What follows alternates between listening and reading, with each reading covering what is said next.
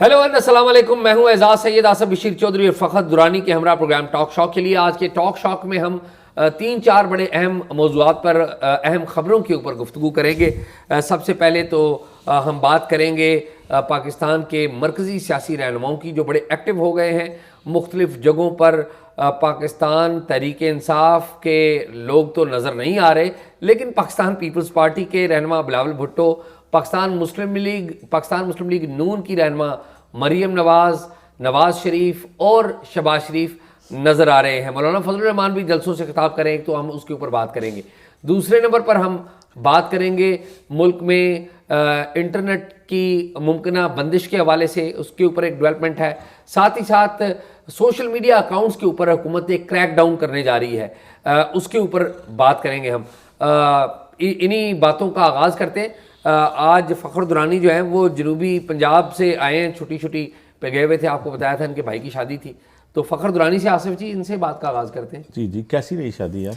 शादी अच्छी रही, लेकिन मौसम जो है बड़ा ग्रे मौसम, ग्लूमी सा मौसम था पूरे पंजाब के ज़्यादातर। जी, आपने धुंध छाई डांस रही। किया शादी पे, कोई भंगड़ा डाला है क्या? एंजॉय नहीं, किया ये आपने? लोगों ने काफ़ी कहा, लेकिन वो भंगड़े वाली उसमें नहीं आता मैं। अच्छा। तो वो नहीं किया। वो ख़ास लोग होते हैं नहीं, बस वो एक थोड़ा सा कभी इस तरह का रुझान रहा ही नहीं है। अच्छा।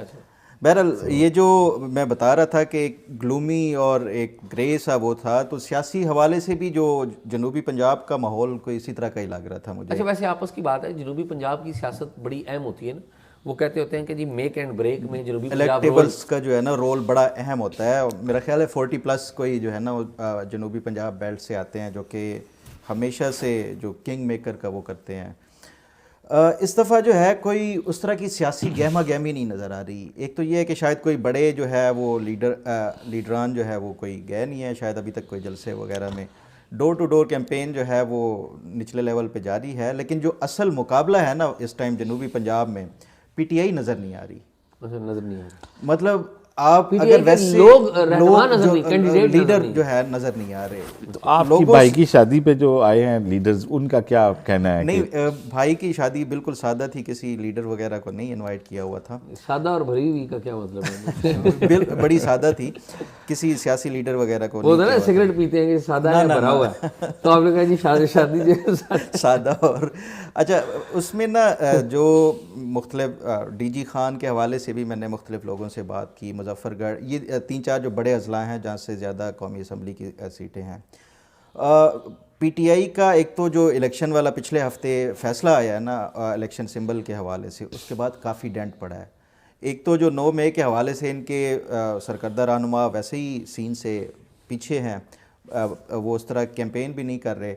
जो एक्टिव कैंपेन हो रही है ना इस टाइम पीपल्स पार्टी और मुस्लिम लीग नून की, और मुझे लगता है कि इस दफ़ा 50-50 चांसेस हैं दोनों जमातों के जनूबी पंजाब से जो है ना वो सीटें लेने के हवाले से।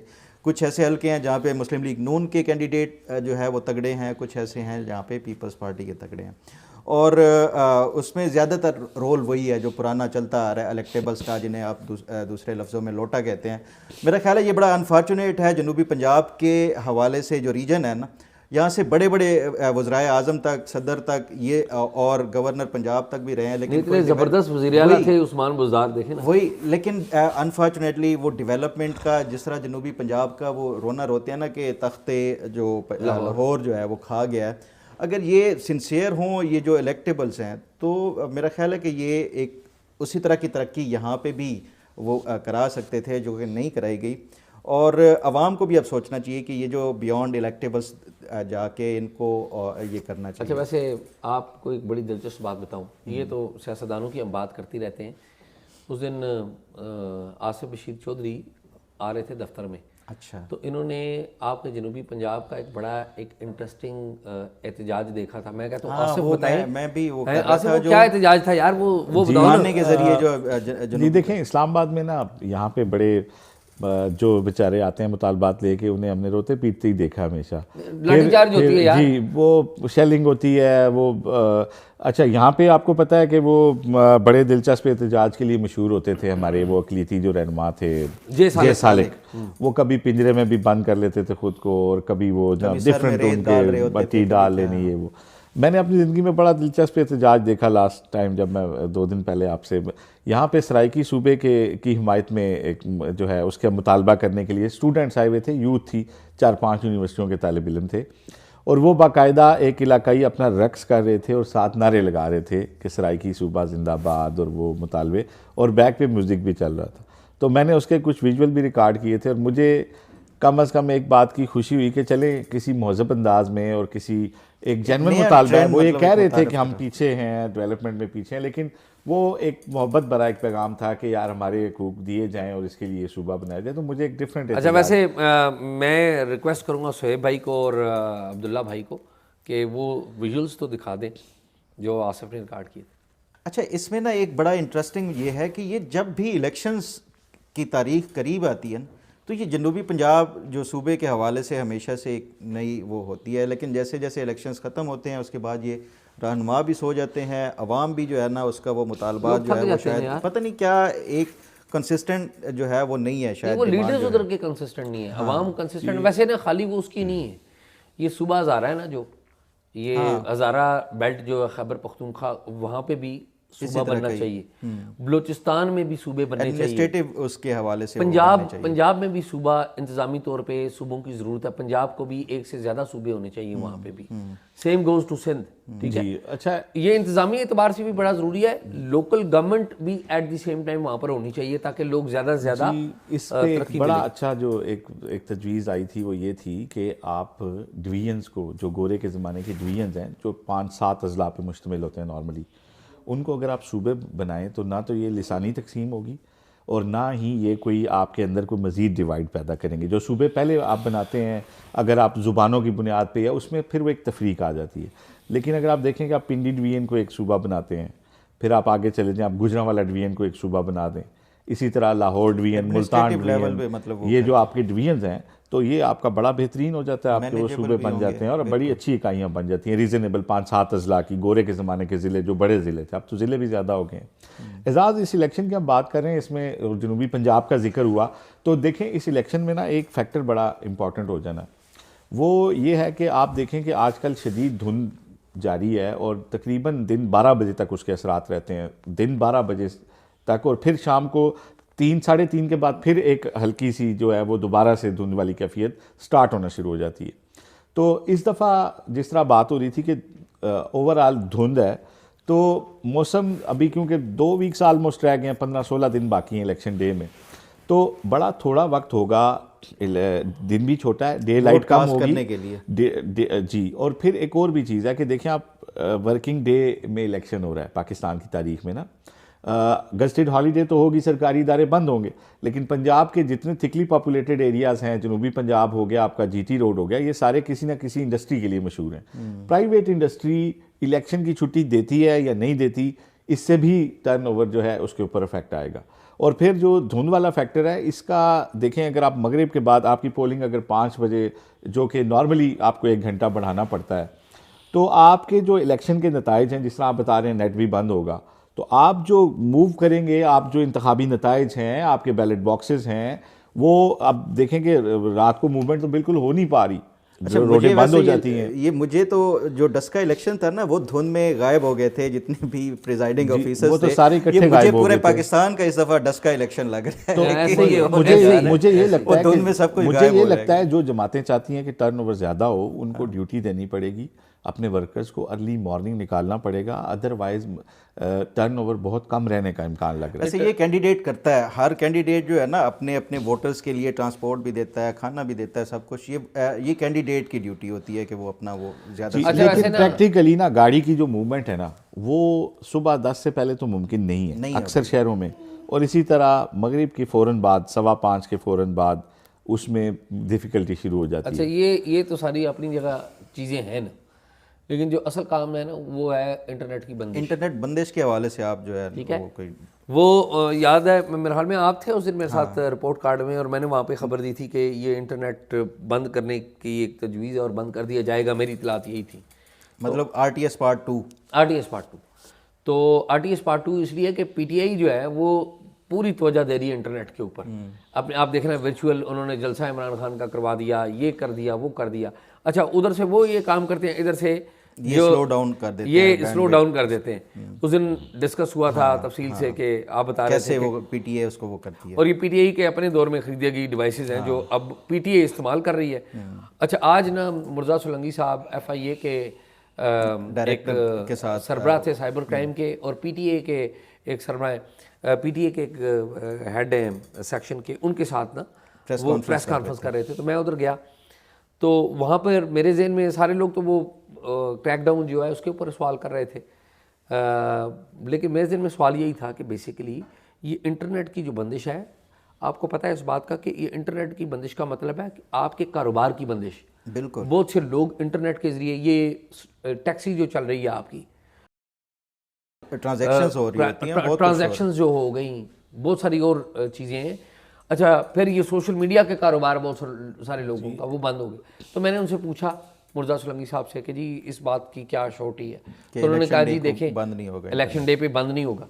तो उन्होंने कहा कि देखें जी, हम गवर्नमेंट जो है ना इस बात को इंश्योर नहीं कर सकती कि ये बिला तातुल बगैर किसी रखने के जारी रहेगा। पीटीआई के जो वहाँ पर रिप्रेजेंटेटिव थे ना, उन्होंने कहा कि जी देखें, हम कोई सॉफ्टवेयर लगा रहे हैं, हम कोई सिस्टम अपडेट कर रहे हैं, कोई इस तरह की चीज़ें कर रहे हैं। अच्छा, मतलब वो जस्टिफिकेशन पहले से पैदा वो जस्टिफिकेशन कर गए। तो मैंने उनसे पूछा, मैंने कहा जी ये जो जब आप सॉफ्टवेयर लगाते हैं या सिस्टम अपडेट करते हैं, ये उसी दिन क्यों होता है जिस दिन पीटीआई वालों ने कोई एक्टिविटी सोशल मीडिया पे करनी? कहते नहीं नहीं, ये कोइंसिडेंस। ठीक है, देखें एजाज़, मैं ये समझता हूँ कि इस वक्त जो इंटरनेट की फ्राहमी है किसी भी शहरी को, वो उसके बुनियादी हकूक़ की हैसियत इख्तियार कर चुकी है। और अगर आज आईने पाकिस्तान तश्कील दिया जाता तो उसमें आर्टिकल 19 में कहीं ये भी लिखा होता कि स्टेट की जिम्मेदारी है कि वो इंश्योर करेगी कि हर शहरी को इंटरनेट की फ्राहमी इंश्योर करेगी। ये एक शहरी हकूक़ का मसला है।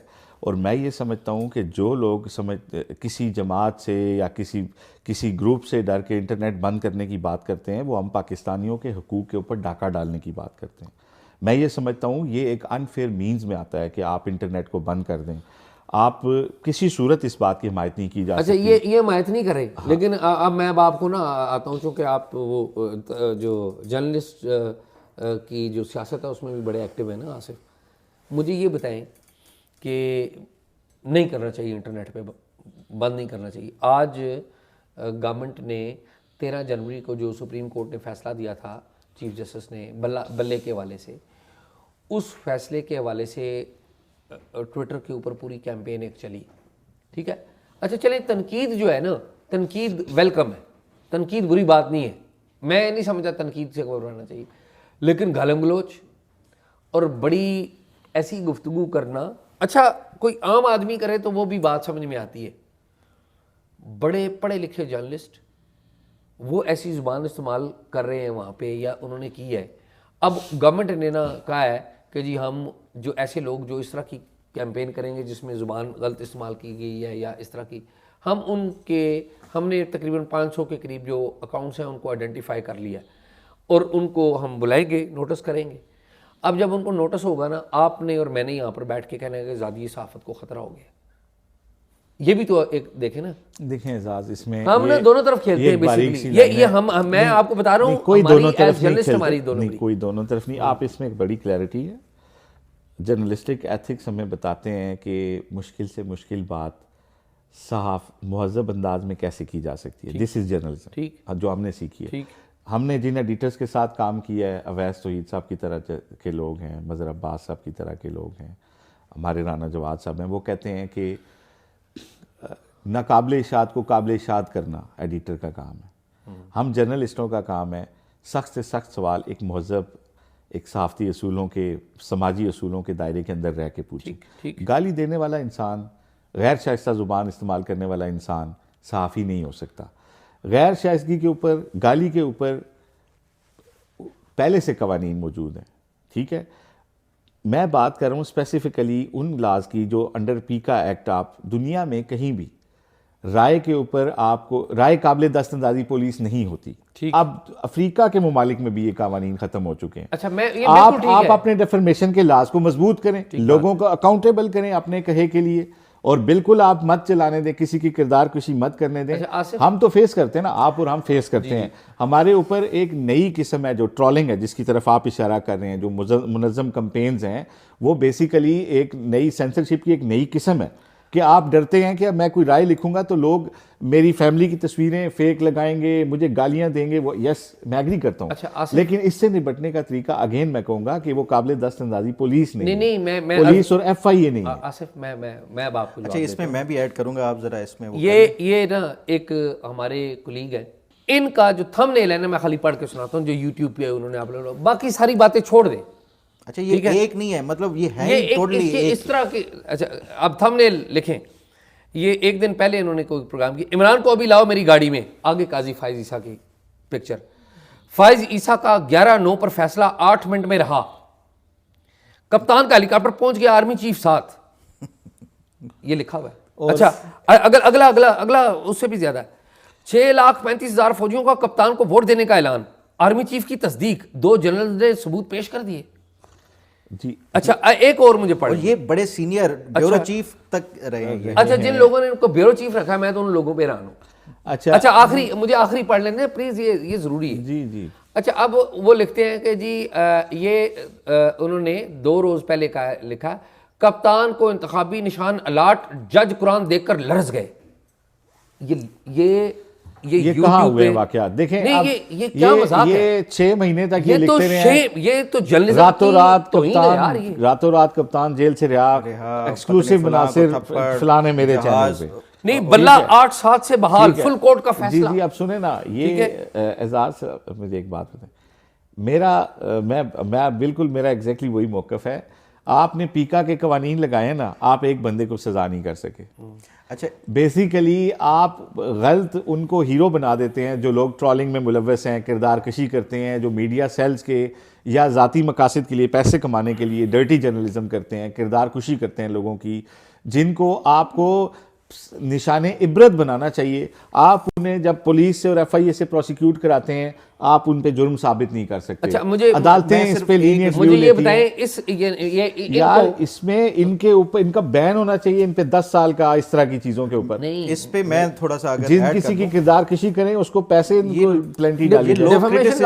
डेफेमेशन लॉज वीक है ना। नहीं, और दूसरी बात, डेफेमेशन लॉज नहीं है तो क्या ये फेक न्यूज के जुमरे में नहीं आती ये बात? तो क्या इस पे आप ताकत इस्तेमाल करेंगे? नहीं तो क्या करें फिर? तो आप डेफेमेशन लॉज को मजबूत करें, उसकी अलग से अदालतें बनाएं, टाइम फ्रेम दें, विद इन 3 मंथ इसको डिसाइड करें। अभी तो पार्लियामेंट नहीं है, अभी तो पार्लियामेंट नहीं है ना। हम आज की बात, पीका लॉज आपके मौजूद है, उनमें इस तरह की चीजें हैं ना कि झूठ नहीं आप फैला सकते ये बातें। अच्छा, एक मिनट मुझे सुन लेना, ये जो बातें लिखी हुई है सच है या झूठ है, मुझे बताएं। 100% बेसलेस बात है। अच्छा, आज FIA इनको या इन जैसे लोगों को नोटिस दे, आप किसके साथ खड़े होंगे? हम इनके बिल्कुल साथ नहीं खड़े होंगे। आप नहीं खड़े होंगे, बहुत सारे लोग, लोगों का साफ्ती तंजीम पता क्या कहती है? साफ्ती तंजीम हमारे साथ कहते हैं, एक पर हमला सब पर हमला। जब पीका के हवाले से इस्लामाबाद हाई कोर्ट ने जस्टिस सत्तर मिनल्ला ने ये लिए थे ना, जब सहाफ़ियों के खिलाफ काफ़ी सारे मुकदमात इमरान खान के दौर में हुए थे, तो जस्टिस सत्तर मिनल्ला ने एक कमेटी बनाई थी जिसमें प्रेस क्लब के सदर, PFUJ के जो रिप्रेजेंटेटिव थे और बाकी जो सहाफ़ी थे। समी इब्राहीम का केस था जिसमें उन्होंने कुछ इस तरह के इल्ज़ामात वो लगाए थे, जिस पे तहकीकात के हवाले से उन्होंने कहा था कि सहाफ़ी तमाम मिल के अपनी एक तो रिकमेंडेशन के हवाले से, ये पीका जो लॉ के उनके ऊपर इतलाक़ है सहाफ़ियों के ऊपर, वो अपनी वो देंगे रिकमेंडेशंस, और दूसरा ये इस तरह की जो इन्वेस्टिगेशन होगी या तहकीकात होगी, FIA सहाफ़ती तंजीमों से कंसल्ट करके फिर उस सहाफ़ी के ख़िलाफ़ एक्शन लेगा। मुझे ये बताएं, सहाफ़ी जो है वो ये नहीं है कि वो काबिले उनको कानून से मुबर्रा तो नहीं है। देखिए, सहाफ़ती तंजीमें, वही बात जो शाह जी कह रहे हैं कि जब सहाफ़ी के ऊपर कोई बात आती है तो फिर हमारी वो आज़ादी सहाफ़त वो हो जाती है, लेकिन सहाफ़त भी जो है ना जिम्मेदारी के साथ हमारी ये जिम्मेदारी है। एक हमें ना इस गुफ्तगू में एक चीज़ का ख्याल रखना चाहिए। देखिए, हम बहुत सारी जनरल टर्म्स के ऊपर बातें कर रहे हैं, लेकिन हमें ये बुनियादी फैक्ट नहीं भूलना चाहिए कि पाकिस्तान में ज़्यादा अरसा इंसानी और शहरी हकूक़ जो हैं वो उनके ऊपर इम्प्लीमेंट नहीं होता, उनके ऊपर कर्व्स होती हैं।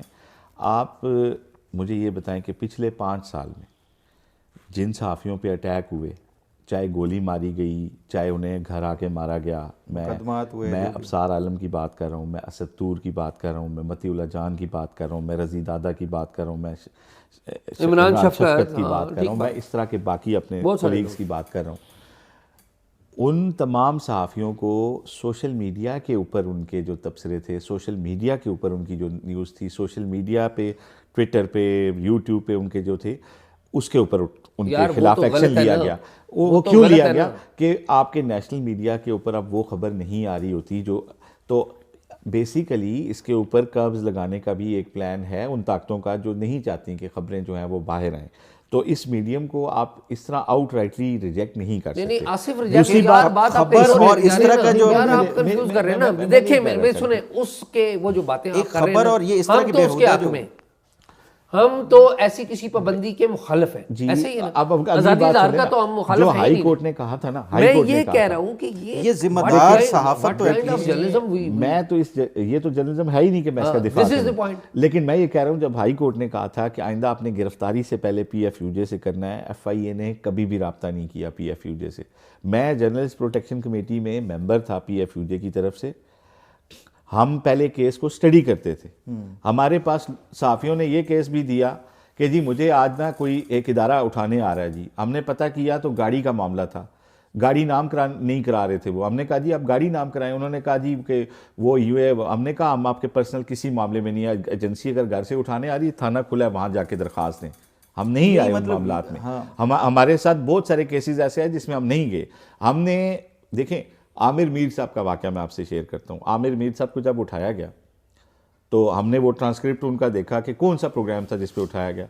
उसमें उन्होंने क्या कहा जी, उन्होंने अब जर्नलिस्ट है ना, सीनियर जर्नलिस्ट में आता है उनका नाम, वो व्लॉग उन्होंने क्या किया कि जी बुशरा बीबी जो है ना उनके पास जिन है, और एक नहीं 2 जिन है, और बुशरा बीबी मुरीदैन को कहती हैं कि कच्चा गोश्त भेजा करें, कुछ मुरीद पक्का गोश्त भी। अब मुझे बताएं आमिर मीर साहब अब मिनिस्टर भी हैं, क्या वो इस्टेब्लिश कर सकते हैं कि किसी के पास जिन है? कैसे अदालत में प्रूव कर सकते हैं? जिनों को हाजिर करेंगे? हमारे जर्नलिस्ट मिसयूज़ करते हैं इसको। मैं कहता हूँ इसको रेगुलेट करने की ज़रूरत है, इसको रेगुलेट करने की ज़रूरत है। इसी तरह जो डेफर्मेशन के लाज हैं उन्हें सख्त करने की ज़रूरत है, लेकिन फिर भी ये काबिल दस्तंदाजी पुलिस नहीं है। ये this is the my only. लेकिन हमारा मकसद ये है कि सहाफ़ी को भी एक जिम्मेदार, बिल्कुल सहाफ़ी को जिम्मेदार के अलावा जो बंदा सोशल मीडिया पे एक लफ्ज़ भी लिखता है उसको अकाउंटेबल किया जाए, अकाउंटेबल उसको अपने लिखे के लिए, अपने कहे के लिए अकाउंटेबल। गालियां देने वालों को तो बिल्कुल उसमें कोई अलहदा पनिशमेंट भी होनी चाहिए। लेकिन मैं अगेन कह रहा हूँ पूरी दुनिया ने जब रेगुलेट किया ना, वो हमारे सामने मॉडल्स हैं। कोई बंदा भी वहाँ आप जाएँ, आप देखें हमारे इवन नेशनल मीडिया की मैं आपको बात बताता हूँ कि यूरोप के ममालिक के लिए नशरियात अलग हैं कि जो चीज़ें आप यहाँ पे देते हैं वो आप वहाँ पे नहीं देते, कि वहाँ की अदालती निज़ाम इस तरह का है कि आपको जनाब अली उसमें कितने फ़ाइन हुए आप देख लें। TV चैनल जो एक जो वो उसको कितने फ़ाइन हुए हैं उसके अंदर। तो बात यह है कि ये सिर्फ एक इंडिविजुअल की बात नहीं है। जब आपका कानून वीक होता है तो हर बंदा उसको यूज़ करता है। और फिर आप मत भूलें कि यहाँ पे बाकायदा सेल्स बने हुए हैं। अच्छा, सोशल मीडिया के सेल बने हुए हैं, लंबी होगी तो, लेकिन ये क्योंकि बड़ा अहम है और शख्सी आज़ादियों का भी मामला है, तो इस पे सख्त कवानीन डेफर्मेशन के आने चाहिए। अच्छा शाह जी, ये बताएं कि ये जो सियासी रहनुमा हैं, आज आपने देखा बड़े एक्टिव हुए। बिलावल का साहिवाल में जलसा था, नवाज शरीफ और मरियम नवाज जो है वो मानसेरा गई, फिर शहबाज शरीफ लाहौर में वो कर रहे थे। इतनी लेट ये जो हुए एक्टिव हुए, उसकी रीजंस क्या हैं? यार पहली बात तो ये है कि जो बिलावल ने लाहौर में जलसा किया और साहिवाल में किया, बहुत अच्छे जलसे किए, विच इज़ वेरी गुड। आप देखें ना, पीपल्स पार्टी चारों सूबों में होती थी। नून लीग ने तो डिक्लेयर्ड है ना कि हमने पंजाब में ही रहना है या खैबर पख्तूनख्वा ज़्यादा जाएंगे। अच्छा, नून लीग ने खैबर पख्तूनख्वा में बड़े अच्छे जलसे किए, मरीम ने लाहौर में अच्छे जलसे किए, आज मानसेरा का भी आज मानसेरा का भी नो डाउट अच्छा जलसा था। तो इशू ये है कि पॉलिटिकल पार्टीज़ अब एक्टिव हुई हैं, उन्हें पता लग गया है कि इलेक्शन अब सर पे नहीं आया बल्कि पहुँच आया। ठीक है। अच्छा, पॉलिटिकल लीडर एक्टिव होंगे तो पॉलिटिकल एक्टिविस्ट वो भी हो जाएंगे, वर्कर्स भी जो है ना वो एक्टिव तो एक देखे ना, अब लोगों को भी यकीन हो गया कि इलेक्शन होंगे ना। तो मेरे ख्याल में इसके ऊपर काफ़ी हमने डिस्कशन कर ली है। लेकिन एक आप कोई किसी ब्यूरोक्रेट के हवाले से, बल्कि एक सरकारी जो अफसर है उसके हवाले से बता रहे थे कि क्या अदालतों का बात कर रहे थे, गुड और बैड जो है ये जो आसिफ आगे बात कर रहे थे ना, आसिफ बात कर रहे थे कि जी ये होना चाहिए शख्सी आज़ादियाँ। अच्छा, अब मसला ये है कि हमारे ना हर जगह पे ना एक इजारादारी है कि अगर FIA कोई काम करने लग पड़ता है जो दुरुस्त हो, उसके ऊपर अदालत आ जाती है, अदालत दे देती है या हम इस तरीके से कर दें। अच्छा, हर बंदा SHO बनना चाहता है।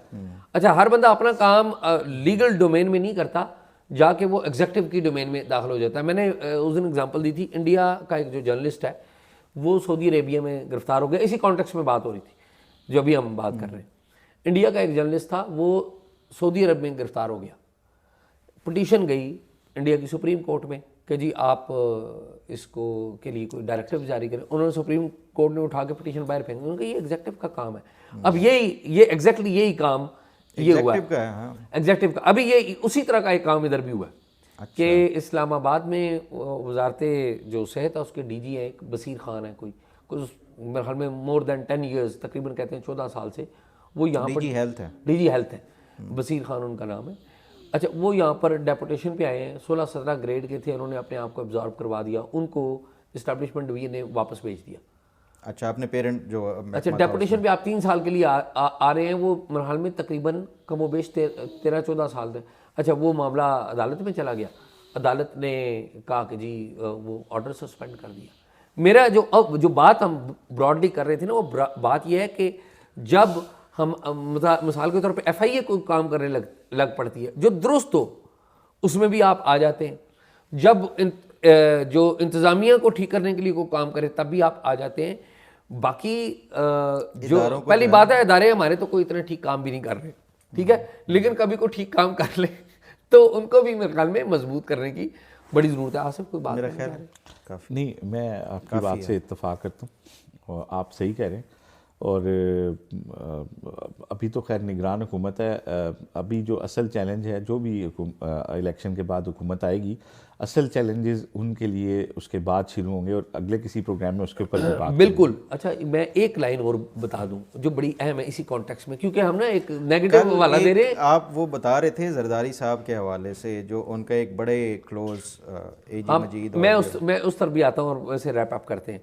ये जो मैंने 2 एग्जाम्पल दी ना जो अपने पॉइंट को बताने के लिए, ये तो 2 थी नेगेटिव, कुछ पॉजिटिव भी हैं। मिसाल के तौर पे लाहौर हाई कोर्ट के एक जज हैं शाहिद जमील खान, ठीक है, वो उन्होंने एक ऑर्डर दिया, ये जितने भी आपके कंटोनमेंट्स हैं ना, कंटोनमेंट्स में पहले इलेक्शन नहीं होते थे, ठीक है, वो इधर को पिंडी बेंच में आए हुए थे वो जज साहब, उनके सामने कोई पटिशन आई, उन्होंने ऑर्डर कर दिया कि ये कंटोनमेंट में इलेक्शन क्यों नहीं होते जी। उन्होंने कहा जी कंटोनमेंट में इलेक्शन करवाएं, पूरे मुल्क में की कंटोनमेंट में इलेक्शन होने लग पड़े। अभी आसिफ आपको पता है, आपका तो इलाका भी है, आप पिंडी सदर में रहते भी रहे, कंटोनमेंट में इलेक्शन होते हैं। अच्छा, जो पॉजिटिव रोल है ना अदलिया का, we should also mention that. अब उन जज साहब ने जो काम किया एक पॉजिटिव है वो, क्योंकि एक जगह सिस्टम ही नहीं है, आप अदलिया का इख्तियार इस्तेमाल करके जायज़ करके वो करते हैं, लेकिन एक जगह दुरुस्त काम भी हो रहा है, तो बाज़ औक़ात हमारे बाज़ जज साहिबान हैं।